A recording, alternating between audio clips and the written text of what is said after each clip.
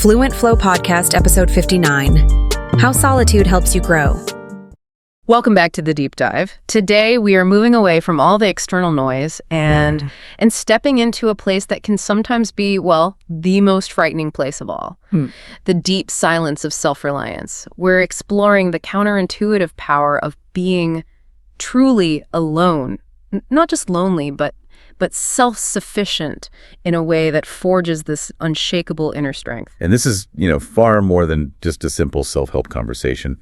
We're leaning pretty heavily on some profound psychological concepts today. Right. Mostly sourced from the extensive work of Carl Jung. Our materials, they map out what's essentially a 7-step psychological path. Okay. It details how the psyche shifts from being, dependent on the outer world to becoming fundamentally stable within itself. So our mission for you, the listener, is really to extract the secrets of this journey.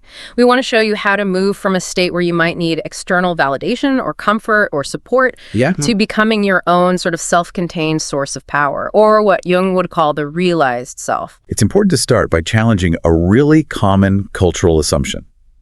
We're all taught that connection is the ultimate good. Right. That being alone is a failure. Exactly. A problem to be fixed, and fixed urgently. But the core truth in these sources is that true growth, it often begins with what they call dissolution. Okay, let's unpack this term dissolution because it sounds destructive. You mentioned that when external support, that safety net just vanishes. It's not an end, but it's a signal. What exactly is the soul preparing for in that moment when everything feels like it's collapsing? Well, dissolution is this necessary psychological process where the old structure, the one that's based on pleasing others and fitting in, it's forced to break down. Imagine a structure that's been propped up by these temporary supports, relationships, jobs, habits, things that were never meant to be permanent foundations. Right. When those supports get removed, the initial feeling is panic. It feels like a total collapse of your identity. So the pressure of having nothing to lean on is actually the mechanism for initiation. Exactly. Yeah. Jung taught that every true rebirth in the psyche starts with this dissolution. If there's no one left to lift you up, that pressure, surprisingly, it doesn't crush you. Okay. Instead, it initiates this profound internal shift where the energy that was always seeking strength or love or peace outside of you is forced to return inside. The psyche realizes, often with a lot of resistance and pain, that everything it was looking for externally has been waiting inside all along. And that's the transition. That is the transition from someone who needs to be supported to someone who fundamentally is their own support. That sets the stage perfectly for the first phase of this deep dive, which the sources frame using one of the most powerful classic Jungian concepts, the night sea journey.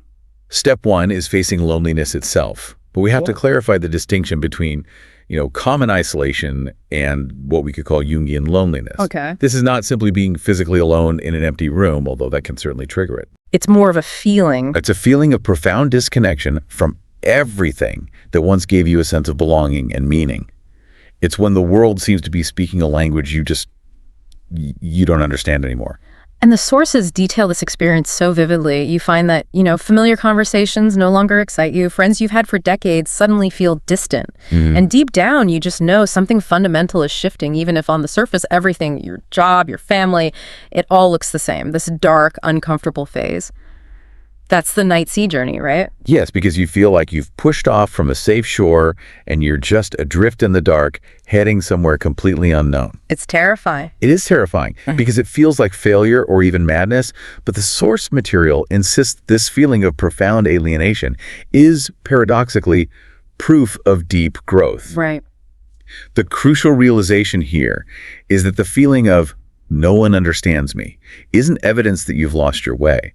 It is proof that your soul is beginning to separate from the persona. The persona, and for our listener, that's the psychological mask, right? The self you constructed to fit into the world. Exactly. The acceptable identity you built to get approval. And the persona is vital for social function, but if you mistake it for your true self, you become dependent on the environment that validates that mask. So when the world no longer resonates with that mask, the mask starts to dissolve. The alienation that follows is uncomfortable, but it signals the separation from that old accommodating self, and it paves the path to the true self. So the feeling of alienation is actually evidence of maturation. That's a powerful turning point. Because true psychological maturity, according to Jung, it doesn't happen when people finally start listening to you. No. It happens when every external sound goes silent and you are finally forced to hear your own inner voice. And this is the great challenge. People fear that growing emptiness. They run from it. They throw themselves into constant activity work, social media, new relationships, anything to avoid the void. They treat loneliness like a disease. Like a disease. But the emptiness doesn't shrink. The more you avoid your own internal landscape, the larger that unconscious void grows, and it demands to be addressed. Loneliness, if you approach it correctly, it isn't punishment. It's an invitation to stop running and start rebuilding your foundation from within. Let's delve into the anecdote that really illustrates this. The sources mentioned a woman who, after a sudden divorce, was completely disoriented. Her life had always been a party of friends and noise. Right. And when it all collapsed, her apartment became, frighteningly quiet, a silence she'd never encountered. That's right. And her initial reaction was panic. She called every friend she had, trying to maintain that old noise. But she just reached a point of exhaustion. And instead of rushing to fill that void, which is the dependent reaction, she learned to just sit in the silence. How did she start? She started small, 15 minutes of quiet time, then slowly building up to hours. And she used this time not for distraction, but for active internal processing, cooking, reading, and dedicated journaling, facing the questions she had always outsourced or ignored. And what was her breakthrough? Her realization was so profound and so simple. She said, I realized silence is no longer my enemy. It's where I finally hear myself. Wow. That moment where she stopped seeing silence as an absence and started seeing it as a space for self-recognition. That's what Jung calls the meeting with the self. It's stopping the running and finally coming home to the most important relationship of all, the one with herself. And you mentioned that the sheer pressure of having no one else to depend on, it forces the development of discipline and inner steadiness. Absolutely. It's like being forced to learn how to swim when the boat sinks. It is. Think of it like a climber who cuts the safety rope. Every step is no longer casual. It becomes a conscious choice, an act of self-promise and commitment. And every promise you keep to yourself, even something small, like sticking to a journaling habit, it becomes a brick that builds unshakable internal strength. Loneliness, when it's embraced, becomes the gym of the soul. It's where your fragile essence is forged into steel. To make this more relatable, let's explore that powerful oak tree in winter analogy. The sources remind us that while other trees shed their leaves and they look dead, the oak stands alone in the cold wind, without flowers or color, just enduring the harshest season. And what's invisible, but critically important, is what's happening underground. Its roots are growing deeper and wider, anchoring that tree against the winter storms, preparing for the spring when, the more superficial trees will be overwhelmed by the first strong gust. So lonely seasons are the soul's winter. Exactly. If you have the patience and the will to stay and endure the cold, you gain strength not in spite of the loneliness, but precisely because of it. The darkness isn't a sign of weakness.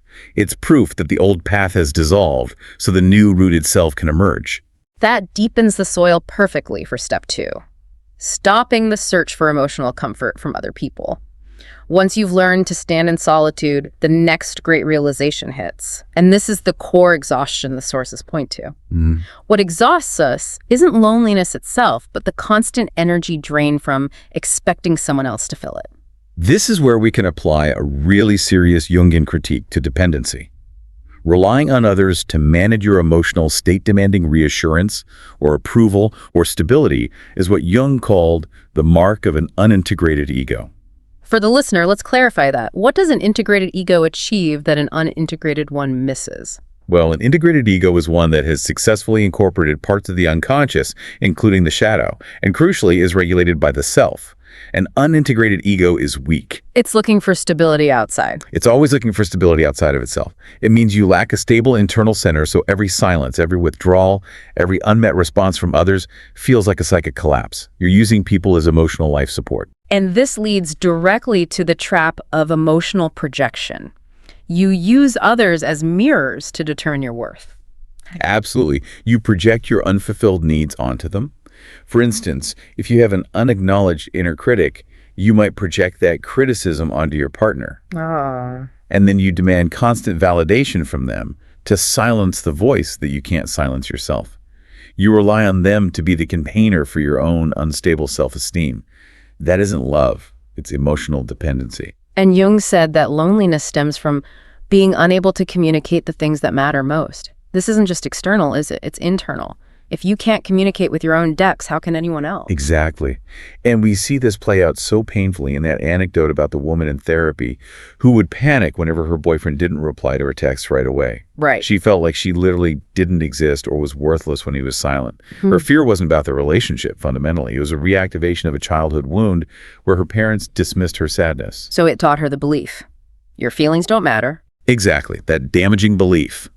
She was subconsciously seeking external proof, a continuous stream of validation to override that internal voice. But no one can be your savior forever. No. The more you depend on external input for stability, the less ability you have to regulate yourself internally. The necessary shift here is towards self-soothing and individuation. So individuation is that lifelong process of becoming a complete autonomous self. It is. And self-soothing is the practical application. It doesn't mean becoming cold or disconnected. It means becoming the primary listener and caregiver for your own emotions. So when sadness or anxiety comes up, instead of instantly running to someone to fix it, what's the shift? What do you do? The shift is you choose to stay with the feeling. You acknowledge it. You can place your hand on your heart, literally or metaphorically, and just whisper, "I see you. I hear you. I'm still here." That simple act breaks the pattern of dependency. You're claiming autonomy. You are telling your psyche, "I am the adult now. I will handle this." That act of self-parenting, that's the key to emotional independence. A person who achieves this, they don't need constant replies or compliments to keep going. They can sit quietly alone and feel complete. Yes, they are emotionally stable regardless of the external weather. And this, counterintuitively, is the highest form of relational freedom. How so? The source material notes that attachment is often the shadow of love. It's really this deep, immature fear of abandonment that's just craving confirmation of its worthiness. When you transcend this need, you can love genuinely out of choice, not out of a desperate need. And that transition, refusing to hand control of your emotional thermostat to anyone else, that's where it gets really interesting. Because once you claim that stability, you get the energy to start radically changing your internal dialogue and moving forward. Step 3 is a subtle but absolutely essential challenge. Stopping the act of chronic complaint. Complaining. It isn't just annoying. It is the fundamental language of the victim ego. It convinces the self that you have a good, justifiable reason not to change. And it reinforces the unconscious belief that I have no strength. This mechanism is the shadow of self-pity. And that trap is psychologically devastating because it gives you this perverse comfort. You feel like you're doing something, you're talking about your hurt, explaining your circumstances, but really you're just staying still, locked in the past. Each complaint is an emotional anchor. It is. When you're busy blaming things outside yourself, you lose the psychic energy, the cathexis needed to actually change things. And the distinction here is so crucial. A valid grievance seeks a solution or a boundary. A chronic complaint seeks pity and avoids responsibility. The victim ego demands an explanation from the universe. Why me? And that question keeps the energy trapped. It keeps it trapped. But the moment you change that question to, what can I do with this? The energy starts to move again. The empowered self takes ownership. We have to remember Jung's powerful insight here. Until you make the unconscious conscious, it will direct your life and you will call it fate. Complaining keeps the unconscious running the show. It says the world is broken, not me. Right, and that exempts you from taking action. Stopping complaint means consciously steering the ship again, deciding that regardless of who hurt you, the responsibility for your healing and your future belongs entirely to you. The sources offer a great analogy for this. The stone at the bottom of the river, the flow of the river life is strong, it grinds, it crashes, it shapes you. And if you curse the flow and complain about the constant friction, you stay stuck, resisting that inevitable shaping process. But if you endure the flow, recognizing that the very current that seemed destructive is actually polishing the stone, You become resilient. you become smooth, luminous, and resilient. Life doesn't pause because you complain. It keeps shaping you. The choice is whether you're shaped passively or whether you cooperate actively with the process. Complaining feeds the part of you that wants someone else to take responsibility for your pain. That ego loves to feel pitied because as long as you're a victim, you're exempt from the hard work of self-transformation. And it's the surest way to stay stuck indefinitely. Consider that anecdote about the viewer who is consumed by bitterness after a betrayal. She spent 6 months telling the same story, word for word, to anyone who would listen. Her identity became her pain. It did. And her turning point was that difficult moment of self-confrontation. She asked herself, if no one was around to hear me complain, would I still tell this story? And the honest answer was no. No. She was performing her victimhood. And the moment she admitted that, she stopped living in the wound. Stopping complaint doesn't mean denying the pain. You acknowledge it, but it means redirecting the psychic energy. She started writing about what she wanted to create, not what she had lost. Every single action taken from that point, no matter how small, is a declaration to your own psyche. Yes. I am no longer defined by this past event. I am no longer a victim. Exactly. As Jung said, I am not what happened to me. I am what I choose to become. That choice to stop asking why me and start asking what can I build is the doorway to a new level of strength. So once you stop complaining and you start to act, often alone and in silence, a much deeper, more insidious test appears. Step 4 is what the sources call the silence of being unseen. Mm-hmm. You work hard, you give your absolute best, you're disciplined, yet no one praises you. No one acknowledges your effort.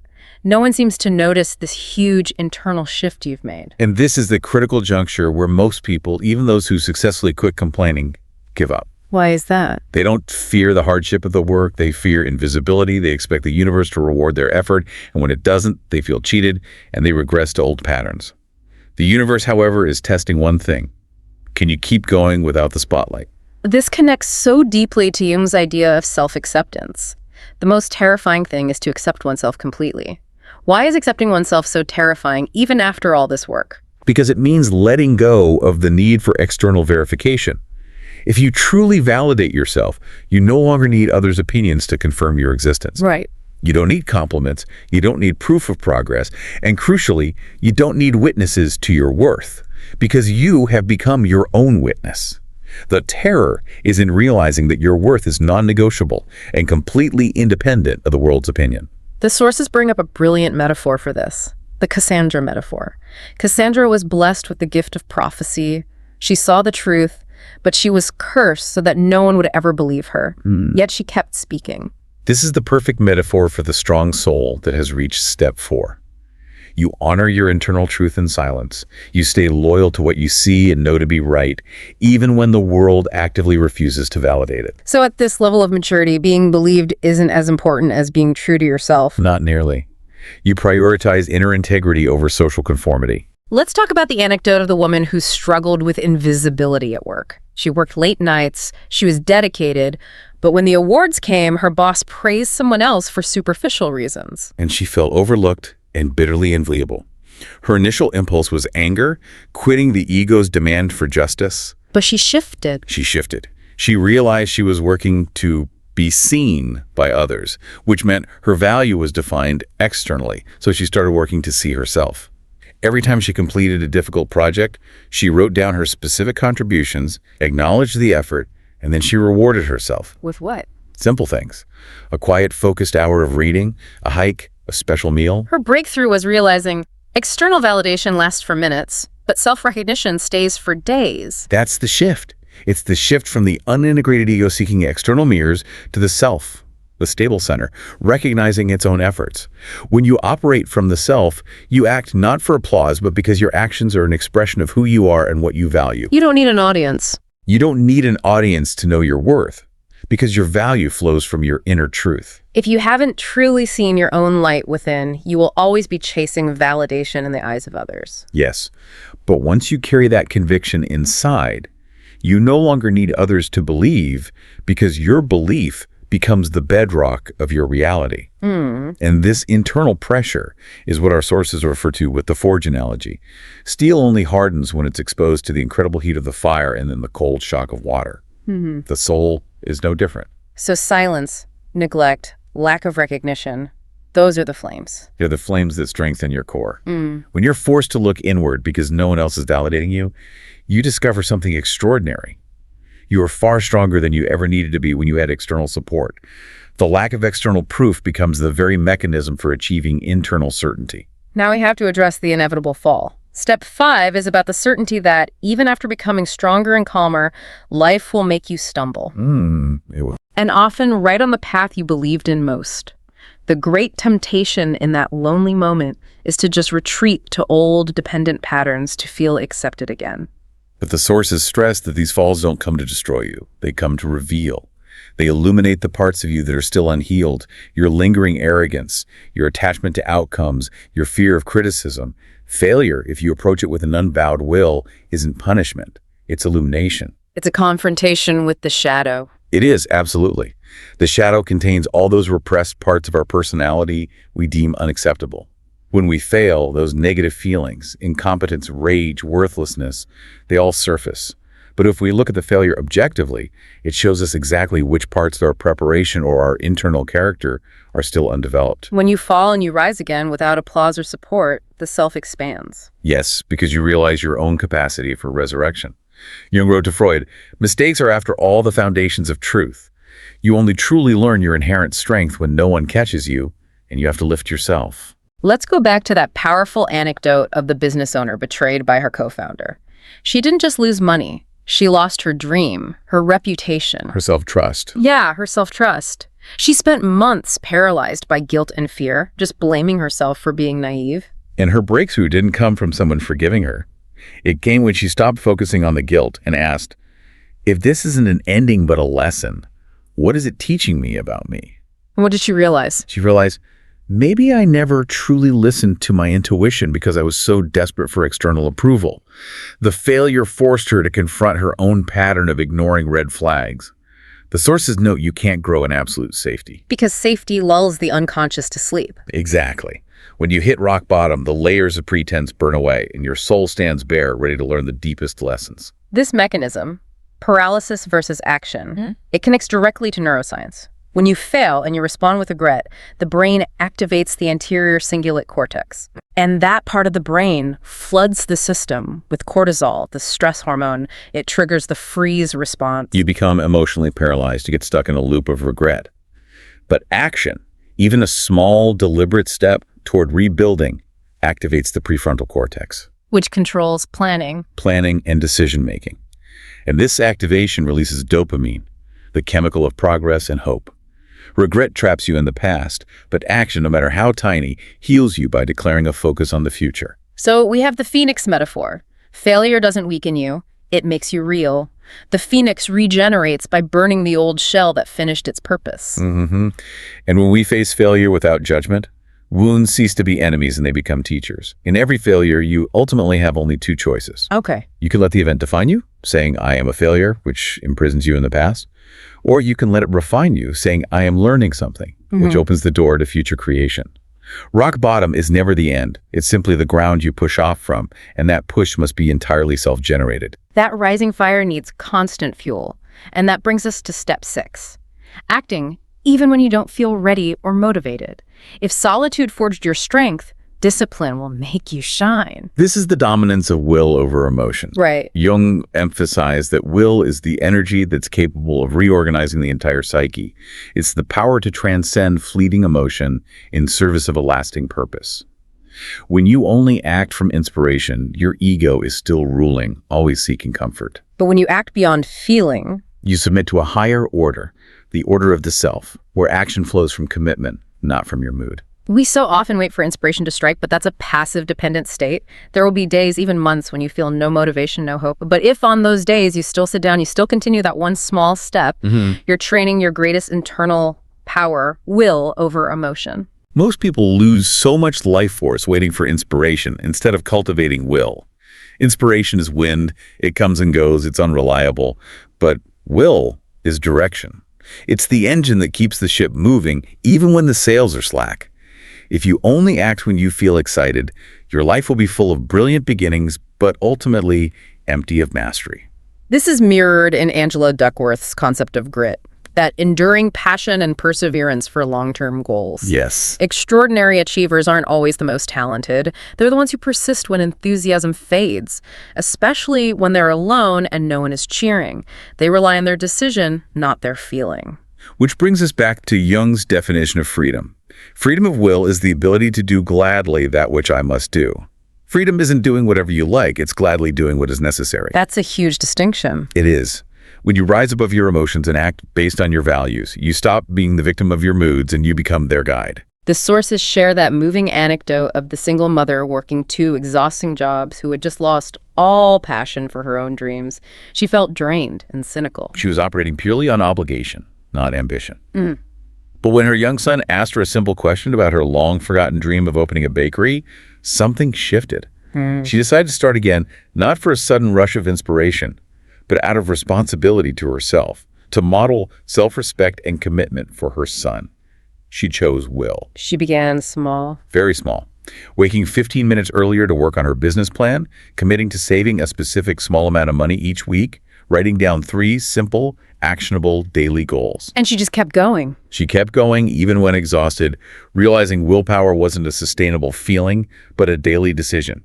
She realized that by acting, she created the inspiration needed to continue, not the other way around. The crucial progress on this journey happens in those moments of resistance, when you're alone with no encouragement, refusing to let your mood dictate your direction. Strong-willed people aren't emotionless. They are simply people who choose to act for something greater, for values, commitment, integrity, even when the heart is heavy and the body is tired. Which brings us to step 7, the final test. After all the silent effort, the solitude, the self-soothing, the discipline, the rising from failure, the outer world often remains silent. Yes. No one understands the depth of your internal journey. No one says thank you for the sheer grit it required. And that final emptiness arises. Do all these efforts even matter if no one sees them? This is the moment you have to definitively claim your own light. Because if you are still craving external understanding, you're still asking others to validate your existence. You're still looking outside for the map to your own soul. But Jung's instruction is clear. It's very clear. Your visions will become clear only when you can look into your own heart. All the answers you seek, all the purpose and meaning, they are contained within your unconscious. You just need enough stillness and courage to hear them. The true test of self-reliance isn't being strong enough to face adversity, but being strong enough to accept that your deepest efforts may never be acknowledged by the world. And a realization here is profound. Few people truly have the capacity to see you at your depth. They often only see the parts of you that make them feel comfortable or safe. When you start seeking external understanding, the return inward becomes total.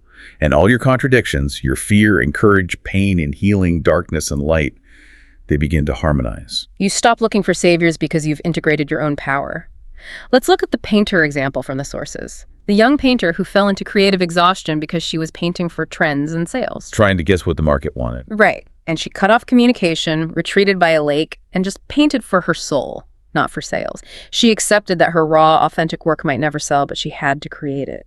And when she finally reemerged months later, her art was raw, it was alive, it was fundamentally honest.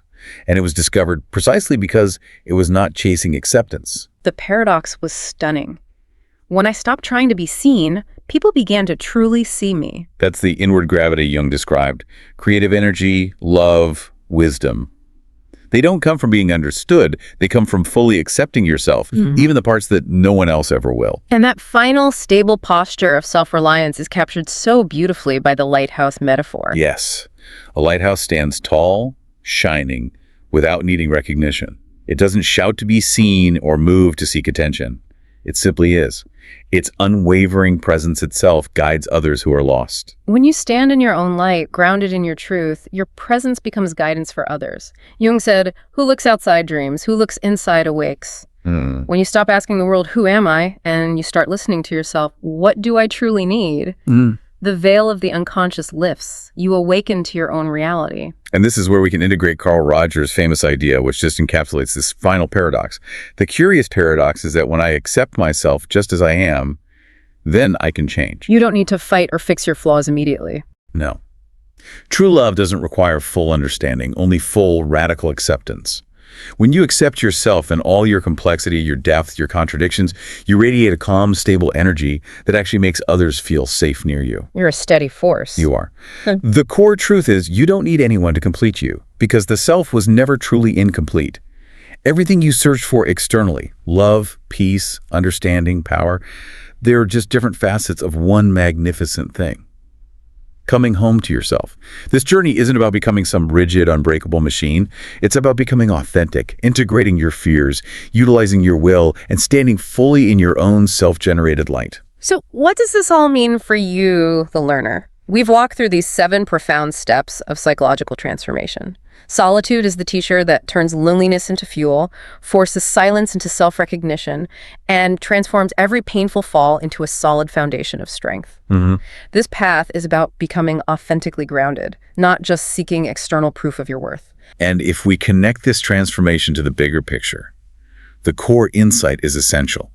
When you finally stop waiting to be saved, when you stop looking for the rescuer outside your own door, you realize you were never weak in the first place. You just hadn't been forced to see it yet. You simply hadn't yet been forced to stand alone and acknowledge the magnitude of the strength you already possess. The person who rises alone doesn't feel less pain.